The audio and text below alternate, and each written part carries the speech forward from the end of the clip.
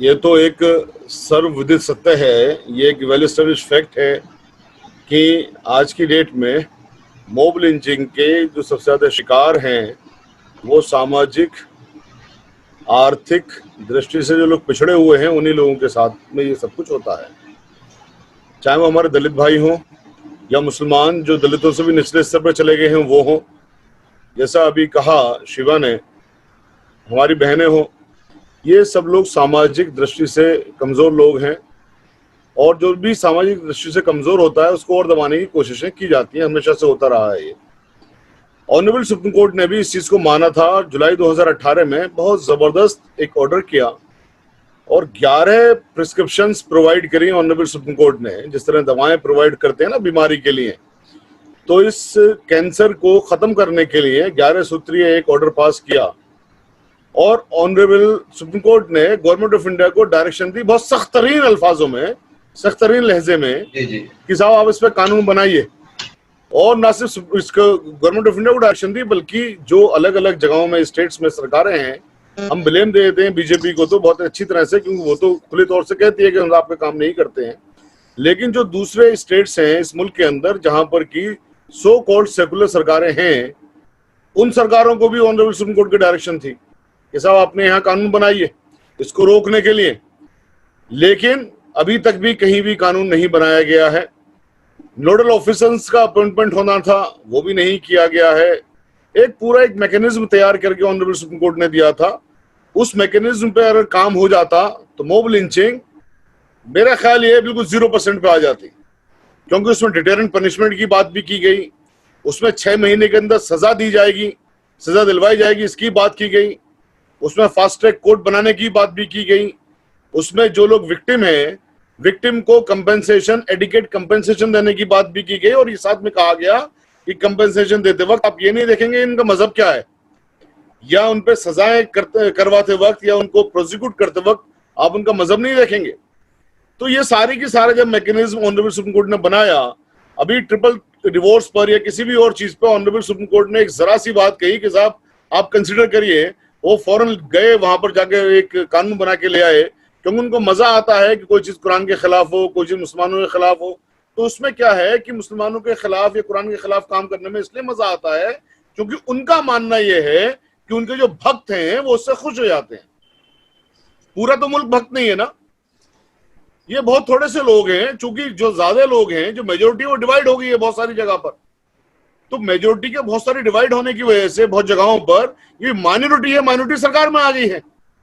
तो ये अपनी उसी माइनॉरिटी को कंसोलिडेट करने के लिए, और ये जो डिवीजन है बाकी लोगों का, अच्छे लोगों का, तकरीबन 70% लोगों का डिवीजन है, उस डिवीजन को और ज्यादा गहरा करने के लिए उस पर काम ये कर रहे हैं। तो ये ले आए सुप्रीम कोर्ट ने इसके लिए भी तो कहा कि भाई इस पर कानून बनाइए, नहीं बनाया। तो बड़े शर्म की बात यह है कि हम बीजेपी को, तो जैसे मैं भी इल्जाम लगा रहा हूं, नहीं किया उन्होंने कि साहब वो मुसलमानों से दुश्मनी मानते हैं, लेकिन जो सो कॉल्ड सेकुलर सरकारें हैं वो तो मुसलमानों के वोट लेके ही बने हैं ना सारे के सारे। वो क्यों नहीं करते इस पे कोई भी काम?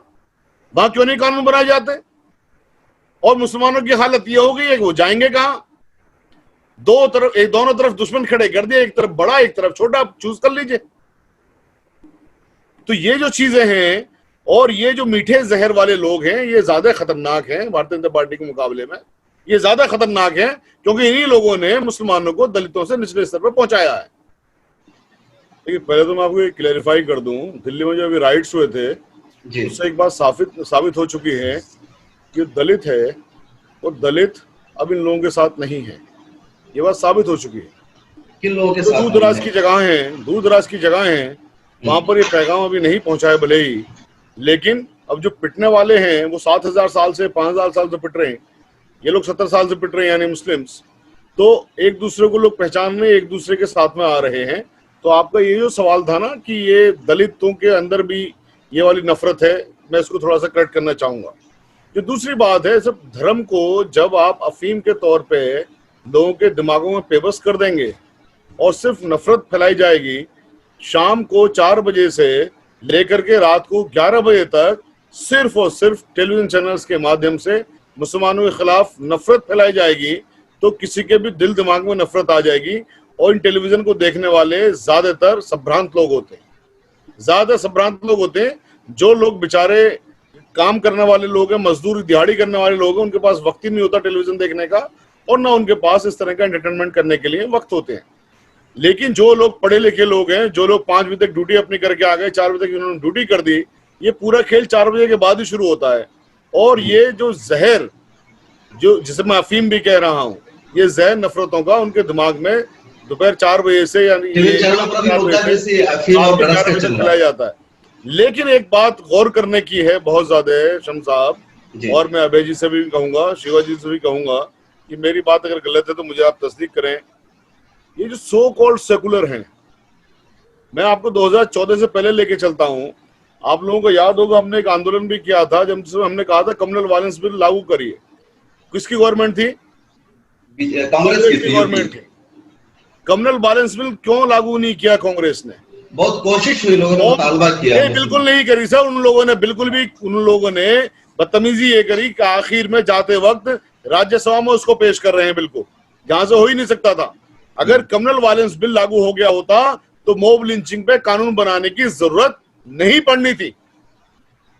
मॉब लिंचिंग में कानून वो बनाएंगे नहीं, और कम्युनल वायलेंस बिल पे लागू काम इन लोगों ने किया नहीं। तो अब ये सोचिए इनमें फर्क क्या है। मैं आपके माध्यम से सिर्फ ये बताना चाह रहा हूं कि इनमें फर्क क्या है। ऑनरेबल सुप्रीम कोर्ट ने तो फिर भी ऑर्डर्स कर दिए, लेकिन वो सिर्फ ऑर्डर कर सकते हैं ना भाई, इसका जो इम्प्लीमेंटेशन है वो एग्जीक्यूटिव ने करना है। कानून पार्लियामेंट के अंदर, असेंबली के अंदर बनना है। तो कांग्रेस की सरकार होगी तब भी नहीं बनेगा, बीजेपी की सरकार होगी तब भी नहीं बनेगा। आई थी कि 2002 में जो दंगे हुए हैं उन चीजों से सबक लेते हुए मॉब लिंचिंग का इसका कानून बनाएंगे, कम्युनल वायलेंस का, फिर भी नहीं बनाया। 1947 से लेकर के हुकूमत किसकी रही है सब जानते हैं, फिर भी नहीं बनाया। तो अब मैं बस आपसे यही बात कहना चाहता हूँ, अर्ज करना चाहता हूँ कि सत्ता में चाहे वो रहे, सत्ता में चाहे ये रहे, काम सबने एक ही करना है। जब काम सबने एक ही करना है तो इसका मतलब इलाज इसका इसमें नहीं है कि आप इसको जिता दीजिए, इसको जिता दीजिए। इलाज इसका कहीं और है, और वो इलाज कहां पर है उसके लिए सोचने वाली बात है। हम डिफरेंट माध्यम से उस इलाज के कोई लोगों के सामने लेके जा रहे हैं। अब अगर हम पूरी दुनिया की हिस्ट्री को उठाएं तो आपको एक चीज कॉमन मिलेगी, और मुझे फख्र है इस बात का कि मैं नबी करीम सल्लल्लाहु अलैहि वसल्लम का उम्मती हूं। उन्होंने 3 चीजें सिखाई, इल्म हासिल करो, और जमात कायम करो, संगठित हो जाओ, और उसके बाद में जिहाद यानी स्ट्रगल करो। इन 3 चीजों को पूरी दुनिया में जिस कौम ने उठाया, जिस कौम ने अपनाया, वो सब कामयाब हुए। Martin Luther king junior America में जो आंदोलन चलाया था कालों के लिए, जो वहां पर ब्लैक्स के साथ में होता था, वो हमारे मुल्क में मुसलमानों के या दलितों के साथ होता रहे। उन्होंने यही चीजें वहां पर अपने लोगों को बताई, समझाई कि साहब आप इल्म हासिल कर लीजिए, संगठित हो जाइए और संघर्ष करिए।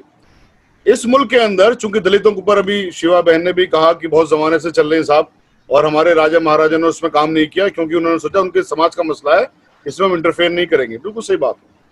लेकिन जब उनकी कौम में बाबा अम्बेडकर साहब पैदा हुए तो उन्होंने यही 3 बातें कही ना, शिक्षित बनिए, संगठित हो जाइए और अब संघर्ष करिए।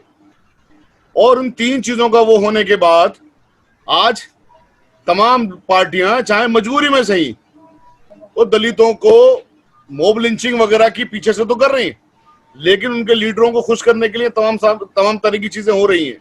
यानी उनके बिना कोई काम चलेगा नहीं, क्योंकि वो लोग संगठित हो गए, शिक्षित भी वो लोग हो रहे हैं, और वो संघर्ष भी कर रहे हैं। अब उनका संघर्ष रोजी रोटी का संघर्ष नहीं है, अब उनका संघर्ष सत्ता का संघर्ष है। हमारा संघर्ष अभी भी रोजी रोटी का है, हमारा संघर्ष अभी जिंदा रहने का है। बिल्कुल सही कहा, हमारा संघर्ष अभी रोजी रोटी का, भी जिंदा रहने का हमारा संघर्ष है। वो इस संघर्ष से बहुत आगे बढ़ गए। तो नबी करीम सल्लल्लाहु अलैहि वसल्लम की चीजों को उन्होंने अपनाया, वो आगे बढ़ गए। हम लोग नहीं अपना रहे। हम लोग तो बस यही करते हैं कि इस बार हम कांग्रेस को वोट देंगे, इस बार बीजेपी को वोट देंगे, इस बार आप पार्टी को वोट देंगे, इस बार उसको देंगे। हम लोग कहाँ संगठित है बताइए? पूरे भारत के अंदर कहाँ पर हमारा संगठन है? कौन हमारा नेता है? जोड़ दें शायद साहब कि अभी जो मुसलमानों की ज़हनियत बन गई है, बीजेपी को हराना है। Let me complete. पूरे मुल्क के अंदर बताइए कहां पर मुसलमानों के संगठित हैं, कहां पर इनका कोई सा लीडर है? कहां एक मुसलमान के पीछे या एक जमात के पीछे चलने को तैयार है? कहां पर ये लोग एजुकेटेड हैं? जिहाद या संघर्ष तो बहुत बात की बात है, पहले जो प्राइमरी चीज है एजुकेशन वही नहीं है। दूसरी चीज जो मतलब मजहब के दो लोग भी अगर नमाज पढ़ रहे हैं तो उसमें भी जमात कायम करने ही कहता है, एक को लीडर बना लीजिए। कितना अफसोस की बात है, उस पूरी कौम का कोई लीडर ही नहीं है। इतनी ज्यादा जो 15 करोड़ 16 करोड़ या 20 करोड़ लोग हैं इस मुल्क के अंदर, तो इस मुल्क में इन लोगों का यानी हम लोगों का तो यही हाल होना है फिर जब हम संगठित नहीं होंगे। और जिस दिन हम संगठित हो गए तो आप यकीन रखिए पार्लियामेंट के अंदर भी आपकी सीटें आएंगी, असेंबली में भी आपकी सीटें आएंगी, और फिर तमाम पॉलिटिकल पार्टियां आपसे सीधे सीधे अलायंस करने की कोशिश करेंगी। और जब अलायंस होगा तो आपको मिनिस्ट्री भी मिलेंगी, आपके लिए कानून भी बनेंगे, बल्कि कानून बनाने की ताकत आपके हाथ में होगी। और कानून बनाने की ताकत क्या होती है, अभी सबने देख लिया, पूरी दुनिया ने देख लिया। मोदी जी ने कहा 370 हटाओ, हटा दी। ट्रिपल तलाक पे कानून बनाओ, बना दिया। 2 मिनट लगते हैं जब आपकी ताकत वहां पर होती है। जब तक आप अपनी ताकत वहां पर नहीं पहुंचाएंगे और आप पिछलग्गू बने रहेंगे, लोगों से मांगते रहेंगे, तो आप सिर्फ भिखारी रहेंगे, कुछ नहीं होगा। तो इस भिखारीपन को खत्म करने के लिए खुदारा नबी वसल्लम के इन प्रिंसिपल को अपना लीजिए। बाबा साहब अम्बेडकर ने जिन प्रिंसिपल को अपना करके अपनी कौम को आजादी दिलवाई, ये आपके मार्टिन लूथर किंग जूनियर ने जिन प्रिंसिपल पे काम करके अपने लोगों को कामयाबी दिलवाई, ये साउथ अफ्रीका के जो नेशनल हीरो मंडेला साहब हैं, उनने जिन प्रिंसिपल पे चल करके अपनी कौम को ऊपर उठाया, आजादी दिलवाई, जब तक उन प्रिंसिपल पर नहीं चलेंगे हमारा कुछ नहीं होगा। यहाँ पर क्या है, बात क्या है, जब कमजोर की बात कोई सुनने को तैयार नहीं है, ना कोई सुनता है। कमजोर को तो छोड़ दीजिए, जो जुडिशरी है जिसके बारे में ये कहा जाता है कि बहुत ताकतवर है और इंडिपेंडेंट अथॉरिटी है, उसकी बात सुनने को तैयार नहीं है। तो कानून तो सिर्फ पार्लियामेंट में बनता है, और पार्लियामेंट में आप जा नहीं सकते। 70 साल से आप बेवकूफ बन रहे हो। भले आप कुछ भी कहें, कितने भी चाशनी वाले अल्फाजों में ये बात को कहें कि साहब इसके साथ मिलके उसके साथ मिलके 70 साल से, सर 72 साल से जिस सिस्टम को हम लगातार झेल रहे हैं और लगातार फेल होते आ रहे हैं, 72 साल से ज्यादा और कितनी बार बेवकूफ बने भाई? एक बार आदमी बेवकूफ बने, 2 बार बेवकूफ बने, 3 बार बेवकूफ, 72 ईयर से बेवकूफ बन रहे, तो इससे ज्यादा बर्दाश्त करने की तो कोई सीमा है नहीं। और तीसरी बात, अलायंस की जो बात है, मैंने ये नहीं कहा अलग हो जाइए, अपना अलग हो जाइए, मैंने कहा है अपना संगठन बना के उनसे अलायंस कीजिए। फर्क है दोनों चीजों में, अलग नहीं जा रहे। जब तक आप पार्लियामेंट में नहीं पहुंचेंगे आपका कोई कानून नहीं बनेगा। अगर आपकी मिकदार पार्लियामेंट में होती, सुप्रीम कोर्ट ने कहा कानून बनाइए, आप कानून बनाते नहीं बनाते? बीजेपी ने बनाया नहीं बनाया? आपके कुरान के खिलाफ भी कानून बनाया, क्या कर लिया आप लोगों ने? सबने जो मनमाया कानून बनाया, क्या कर लिया? क्योंकि उनकी पार्लियामेंट के अंदर ताकत है, उस ताकत का वो इस्तेमाल कर रहे हैं। वो ताकत हमारी डेमोक्रेसी ने दी। डेमोक्रेसी आपको भी नहीं रोकती है, सही कहा बिल्कुल, किसी को नहीं रोकती डेमोक्रेसी। आप आइए ना, उस लायक बनिए ना।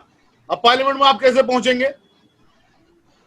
पार्लियामेंट में पहुंचने के लिए आपको अगर कोशिशें करनी होंगी तो आपको कोशिशें करनी होंगी।